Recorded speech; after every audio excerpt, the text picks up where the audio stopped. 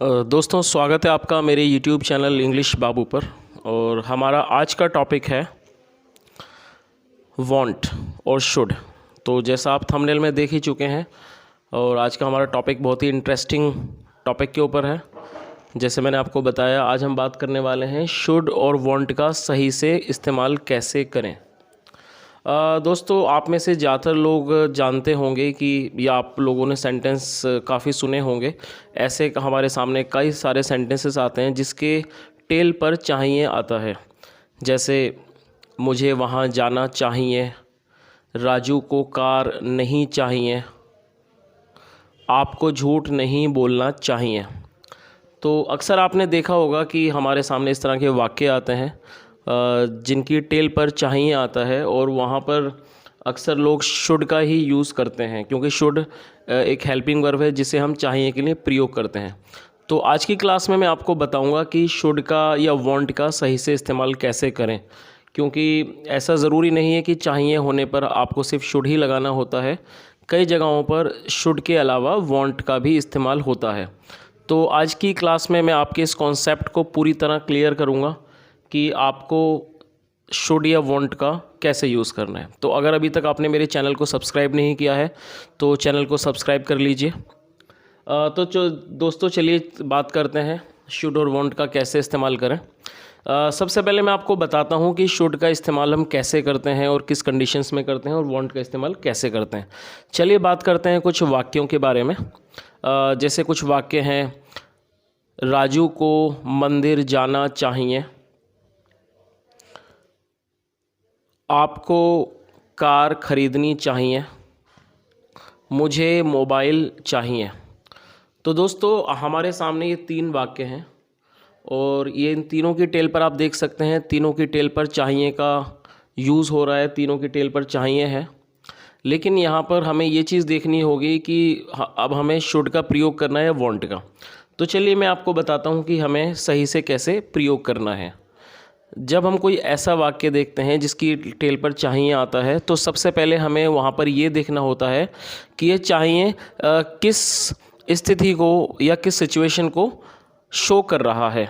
अब जैसे मान लीजिए वाक्य है, राजू को कार चाहिए। यदि हम इस वाक्य के बारे में बात करें, राजू को कार चाहिए, तो यहाँ पर साफ पता लग रहा है कि जो व्यक्ति है राजू, उसको कार की इच्छा है।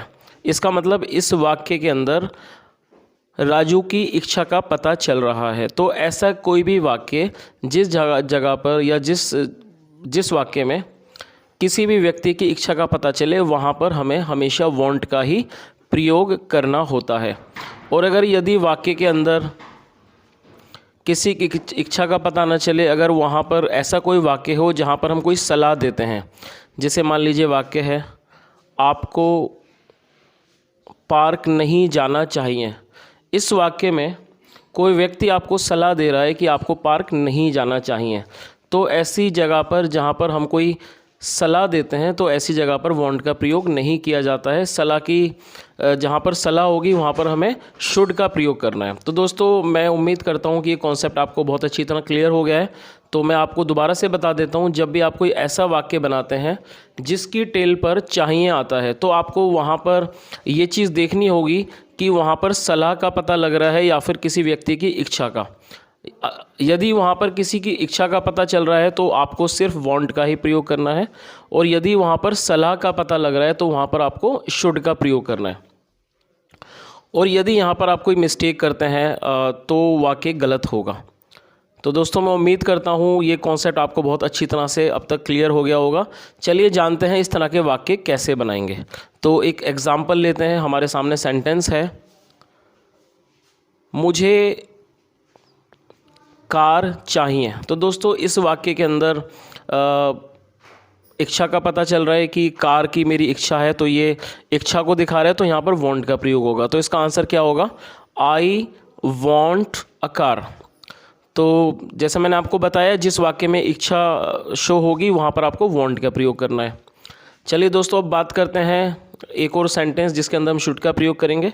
जैसे सेंटेंस है, आपको वहाँ जाना चाहिए। इस वाक्य के अंदर कोई व्यक्ति आपको सलाह दे रहा है वहाँ जाने की, तो इसका मतलब इसके अंदर इच्छा नहीं है, इसके अंदर सलाह है। तो सलाह में आपको शुड का प्रयोग करना चाहिए। इसका आंसर होगा यू शुड गो देयर। तो दोस्तों चलिए मैं आपको अब इसके स्ट्रक्चर के बारे में बताता हूँ। वांट का और शुड का जो स्ट्रक्चर उसके बारे में मैं आपको बता देता हूँ। जब आप वांट में प्रयोग सेंटेंस बनाएंगे तो सबसे पहले आपको सब्जेक्ट लिखना है, उसके बाद वांट या वांट्स लिखना है और उसके बाद ऑब्जेक्ट लिख देना है, ऑब्जेक्ट या नाउन जो भी वस्तु हो। और यहाँ पर आपको एक चीज़ देखनी होगी, जब आपका सब्जेक्ट होगा आई, वी, यू, दे या प्लूरल, वहाँ पे वांट का प्रयोग करना है। ही, शी, इट में वांट्स का प्रयोग करना है। ठीक उसी तरह से नेगेटिव जब आप बनाओगे तो सबसे पहले आपको सब्जेक्ट लिखना है, उसके बाद डू नॉट या डज नॉट, और उसके बाद वांट, और उसके बाद नाउन या जो ऑब्जेक्ट होगा वो लिखेंगे। डू नॉट का प्रयोग आई, वी, यू, दे के साथ होगा और ही, शीट के साथ डज नॉट का प्रयोग होगा। और चलिए जानते हैं इंट्रोगेटिव बनाने का तरीका। इंट्रोगेटिव में आपको डू या डज शुरू में लिखना है, उसके बाद सब्जेक्ट, फिर वांट, उसके बाद नाउन या ऑब्जेक्ट। तो दोस्तों ये वो तरीका था, जैसे जब कोई ऐसा वाक्य बनाएंगे जहाँ पर इच्छा आएगी, तो ये वांट वाले सेंटेंसेस थे। अब हम जानते हैं कि शुड वाले सेंटेंसेस कैसे बनाएंगे। चलिए मैं आपको बताता हूँ सबसे पहले पॉजिटिव के बारे में। सबसे पहले आपको सब्जेक्ट लिखना है, उसके बाद शुड इसकी हेल्पिंग वर्ब है, याद रखिएगा। उसके बाद अगर यहाँ पर क्रिया है तो वर्ब की फर्स्ट फॉर्म, और उसके बाद नाउन या फिर ऑब्जेक्ट, नाउन या ऑब्जेक्ट। अब देखते हैं नेगेटिव में सब्जेक्ट, उसके बाद शुड नॉट, फिर वर्ब की फर्स्ट फॉर्म, फिर ऑब्जेक्ट। इंट्रोगेटिव में दोस्तों इसकी शुरुआत शुड से होगी, शुड, उसके बाद सब्जेक्ट, उसके बाद वर्ब की फर्स्ट फॉर्म और उसके बाद ऑब्जेक्ट। और दोस्तों इंट्रोगेटिव नेगेटिव के लिए आपको शुड पहले लिखना है, शुड प्लस सब्जेक्ट, फिर नॉट, फिर वर्ब की फर्स्ट फॉर्म और फिर ऑब्जेक्ट।